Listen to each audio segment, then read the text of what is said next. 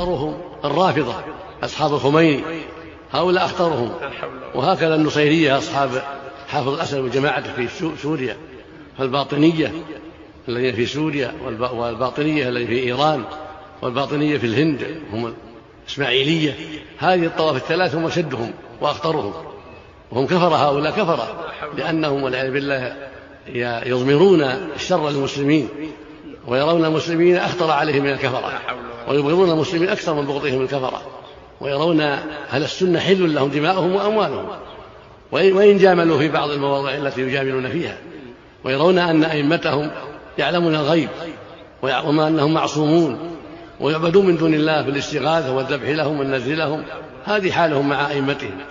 فالرافضة الذين هم الطائفة الإثناعشية ويقال لهم الجعفرية ويقال لهم الآن الخمينية الذين يدعون إلى الباطل الآن، وهم من شر الطوائف. وهكذا طائفة النصيرية من شر الطوائف، هكذا طائفة الإسماعيلية.